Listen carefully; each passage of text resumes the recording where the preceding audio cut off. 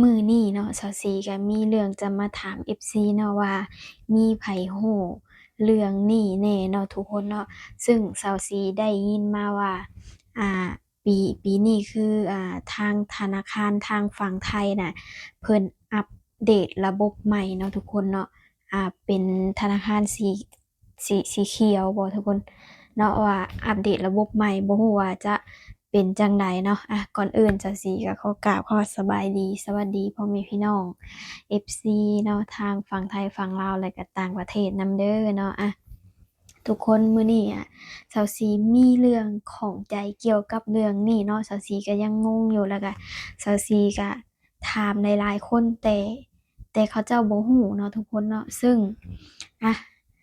เป็นหยังสาวศรีจึงอยากถามแล้วก็จึงอยากรู้เรื่องนี้เนาะทุกคนเนาะสาวศรี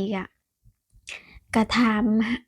มข้อมูลอยู่เนาะแล้วก็ถามคนที่รู้จักแต่ว่าแบบยังบ่ได้คำตอบเทื่อเนาะทุกคนเนาะซึ่งสาวศรีทำงานอยู่ฝั่งไทยก่อนหน้านี้สาวศรีได้เปิดธนาคารไว้เนาะเปิดบัญชีนะทุกคนโอ้ยเปิดธนาคารเปิดบัญชีไว้เนาะเป็น FC เขาห้องสีเขียวบ่หรือสีหยังนี่แหละเนาะ แล้วทีนี้ชาวซีเปิดไว้แต่ว่า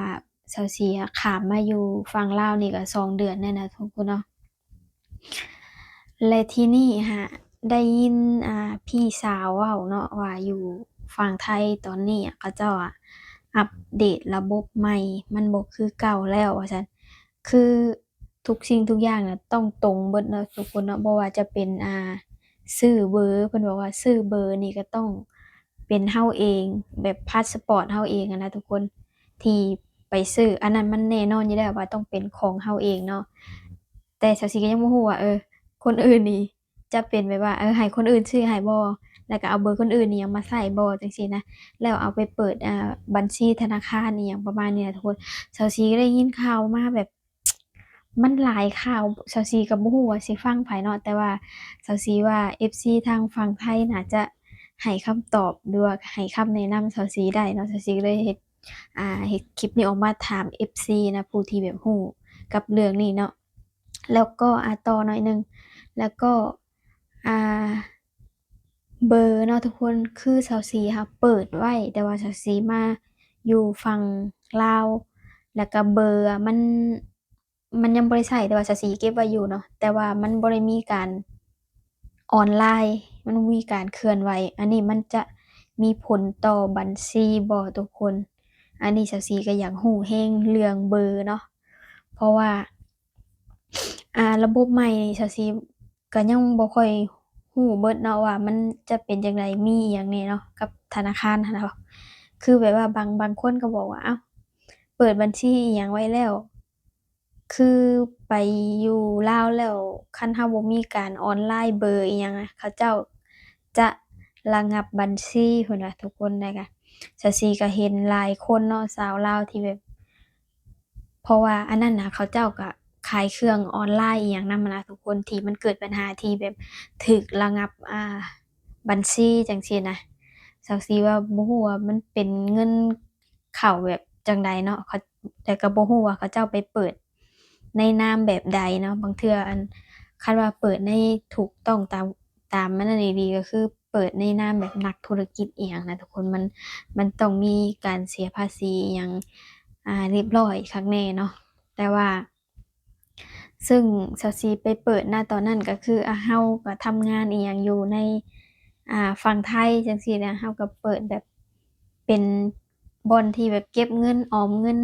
ปกตินะทุกคนก็บ่ได้มีเฮ็ด อิหยังทั้งสิ้นเลยนะแต่ว่ามันก็มีแบบญาติๆหมู่คู่เนาะโอนเงินแบบมาให้อยู่จังซี่นะแบบมันเป็นบัญชีแบบปกติเลยหั้นนะทุกคนแต่สิ่งที่แบบข้องใจจริงๆก็คือเรื่องเบอร์นี่แหละพ่อแม่พี่น้องมันจะมีปัญหาอิหยังบ่เนาะที่แบบว่าเบอร์ที่เราใช้ไปเปิดบัญชีเราบ่ได้มีการยังบ่ได้ยังบ่ได้ใช้ยังบ่ได้ออนไลน์อยู่นะบ่ฮู้ว่าเขาเจ้าจะปิดบ่ ตอนแรกนะเชาซีว่ามันก็น่าจะบ่มีปัญหาอิหยังเนาะแต่ว่าเห็นหลายๆคนบอกว่าเนาะเพิ่นเปลี่ยนระบบมาใหม่ ซึ่งเพิ่นเปลี่ยนระบบมาใหม่แต่ว่าอ่าอัปเดตระบบใหม่นี่จั่งซี้ก็ยังบ่ค่อยรู้อย่างชัดเจนว่ามีธนาคารใดแน่เนาะที่แบบอัปเดตระบบใหม่จังซี้นะทุกคนมันก็เปลี่ยนไปเบิดเนาะแล้วก็ซึ่งเห็นอ่าหมู่ครูอยู่ฝั่งนั่นแหละบอกว่าอิหยังก็ที่เบอร์เราหรือว่าอิหยังมันก็ปรับเปลี่ยนไปหลายนะจั่งซี้ก็เลยอ้าวถ้าเป็นแบบนี้ที่จั่งซี้เปิดไว้แล้วก็เบอร์เราบ่ได้ออนไลน์มันจะมีปัญหาบ่เขาเจ้าจะบ่ตัดบ่อย่างเงี้ยค่ะทุกคนบางเทื่อเนาะเราอาจจะเปิดไว้แล้วเราบ่ได้ออนไลน์นะเบอร์คือบางเทื่อจั่งซี้ก็ตั้งไว้อยู่ที่แบบปีหนึ่งจั่งซี้นะทุกคนเราบ่ได้ออนเบอร์แบบเราบ่ได้ใช้หั้นนะมันจะมีปัญหาหยังบ่กับในการที่เราไปเปิดบัญชีไว้อยู่พู้นนะแต่ว่าบัญชีก็มันก็เคลื่อนไหวเล็กน้อยเนาะแบบอันกับญาติแบบก็โอนเงินให้อยู่จั่งซี้นะพ่อแม่พี่น้องแล้วเราก็อันไปกดอิหยังอยู่เนาะแต่ว่าเราก็ที่มีปัญหาอยู่ที่เชลซีอยากถามก็คือมีแต่เรื่องเบอร์เนาะทุกคนเนาะเดี๋ยวจะงงเพราะว่าเชลซีก็เรียบเรียงคำเว้าหรือว่าอธิบายก็บ่ค่อยเก่งนะทุกคนเนาะก็ประมาณนั้น และที่เนี่ยเชลซีก็ยังบ่รู้เนาะแต่ว่าที่เชลซีข่าวมาฟังนี่มันก็ให้อัปเดตประมาณ2เทื่อเนาะแอปQuebec อะนะทุกคนมันก็ให้อัปเดตอยู่แต่ว่าระบบใหม่เชลซีก็ยังบ่รู้เนาะได้ยินแต่เขาเจ้าเว้ามาแล้วก็สาวลาวคนหนึ่งเนาะที่เพิ่นค้าขายเครื่องออนไลน์เนาะคือเงินน่ะประมาณ70,000-80,000เนาะเขาเจ้าถูกระงับไปหั้นนะพ่อแม่พี่น้องแต่บ่รู้สาเหตุว่าเพิ่นได้เปิดอันในนามนักธุรกิจบ่หรือว่าก็เปิดซื่อๆบ่หรือว่าเปิดแบบใดเนาะแบบถึงระงับเนาะทุกคนเนาะซึ่งบัญชีที่จะถูกจำกัดหรือว่าระงับได้นี่มันก็ต้องมีสิ่งผิดปกติเดะเนาะทุกคนเนาะมันบ่มีดอกว่าบ่มีสาเหตุแล้วเพิ่นจะมาปิดบัญชีเราโดยที่แบบว่า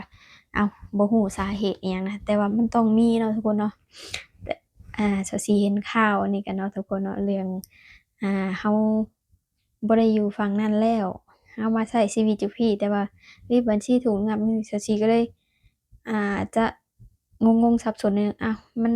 มันคือเป็นจั่งซั้นนะทุกคนแต่ว่าเจ้าสิมองว่ามันอ่าสาวลาวคนหนึ่งน่ะเขาเจ้าน่าจะค้าขายเครื่องออนไลน์นำหั้นนะทุกคนบ่รู้ว่าไปเฮ็ดจั่งใดเนาะให้เขาเจ้าระงับแล้วก็เจ้าตัวไปยืนยันเนาะไปยืนยันตัวตนแล้วก็ไปธนาคารแบบเบอร์ก็ตรงแต่ว่าบ่รู้ว่าเป็นหยังหั้นน่ะทุกคนเนาะเจ้าสีก็เลยมาถามเบิ่งว่าอ้าวถ้ามันเป็นข่าวมันหลายข่าวอะทุกคนบ่รู้ว่าจะฟังอันใดดีเนาะว่าอันใดจริงอันใดบ่จริงนะแต่ว่าเจ้าสีก็ฟังไว้ทุกทางหั้นแหละว่าอ้าวแล้วก็มาอันนี้เบิ่งเนาะว่าอ้าวตัวเจ้าสีเองมันจะเป็นจั่งใดเนาะจั่งซี้นะก็เลยแบบมาถาม FC ในมื้อนี้หั้นเนาะทุกคนเนาะไผที่รู้เนาะเกี่ยวกับเรื่องพวกนี้นะทุกคนว่าอ้าวเบอร์ต้องตรงกันบ่เนาะแต่ว่าเบอร์อะตรงอยู่แล้วเนาะของเจ้าสีเนาะตอนที่เจ้าสีอยู่ฝั่งนั้นก็เป็นเบอร์ของเจ้าสีเองแบบไปซื้อเองพาสปอร์ตเราเองเนาะไปซื้อไปเปิดก็ไปเปิดของเราเองเนาะตอนนั้นก็ไปเปิดไว้นะพ่อแม่พี่น้องแต่ว่าณปัจจุบันนี้ก็ยังใช้อยู่เนาะข้ามไปฝั่งนั้นก็ยังใช้กดใช้โอนอยู่ทุกมื้อนี้ก็เนาะพ่อแม่พี่น้องเจ้าสีก็เลยถามน้องเบิ่งอะอ่า FC คนใดที่แบบว่าพอรู้เลยเนาะแต่สิว่าน่าจะรู้หั้นแหละเนาะทุกคนเนาะเพราะว่าก็มีอันเคเบ้งหรือว่าเพิ่นทุกๆคนน่ะสิเชื่อว่าต้องพอรู้อันเรื่องอยู่เนาะเกี่ยวกับธนาคารอิหยังนะทุกคนแต่ประเด็นที่เชลซีว่าอ้าวคันไปเปิดไว้คันว่าเบอร์เราบ่ออนไลน์มันก็สิมีปัญหาบ่เชลซีอยากรู้แค่เรื่องนี้เนาะทุกคนเนาะไผรู้ก็เม้นต์มาบอกเชลซีแหน่ว่าอัน เบอร์ที่เราไปเปิดบัญชีอะถ้าเราบ่ได้ออนไลน์โดนๆไปมันจะ มีปัญหาบ่นะทุกคนเนาะช่วยเม้นมาบอกสาวซีในเด้อเนาะทุกคนเนาะอันนี้ก็ โดยความที่แบบว่าฮู้แน่บ่ฮู้แน่นะเพราะว่าเห็นข่าวมันหลายทางสาวซีก็เลยอยากฮู้เนาะไปเม้นมาเด้อทุกคนเด้อสำหรับคลิปนี้แล้วสาวซีก็จะอันนั้นก่อนมื้อนี้ก็บ่ได้ออกนอกพ่อแม่พี่น้องแบบลมแรงตอนเช้าก็16องศาเนาะหนาวแรงเดือนมีนาสาวซีก็ยังงงว่าอ้าว สรุปมันลงเดือนบ่ซะสิว่าอิหยังคือลมคือหนาวแท้ตอนเช้า16องศาตอนกลางเว้นมาก็ลมพ่อแม่พี่น้องบ่ฮู้ว่ามันสิจักมื้อกันแท้เนาะก็ต้องรอเบิ่งไปนำกันบ่คันว่าแบบเป็นแบบนี้คันหนาวไปฮอดสงกรานต์นี่โอ้โฮทุกคนบ่อยากจะออกนอกเลยเนาะทุกคนเนาะมันหนาวไปสิไปรดน้ำโอ้ยหนาวพุ่นนี้เนาะก็อากาศปรับเปลี่ยนบ่อยเลยพ่อแม่พี่น้องเนาะก็ฝากพ่อแม่พี่น้องก็ พากันดูแลสุขภาพเนาะก็อย่าเจ็บอย่าป่วยอะไรเนาะพ่อแม่พี่น้องเนาะไปสำหรับคลิปนี้ก็ฝากพ่อแม่พี่น้องกดไลค์กดแชร์เนาะแล้วก็กดติดตามกด Subscribe ไว้เพื่อบ่พลาดคลิปใหม่ๆของ Chelsea เด้อสำหรับคลิปนี้ก็ไปเด้อบ๊ายบายสบายดี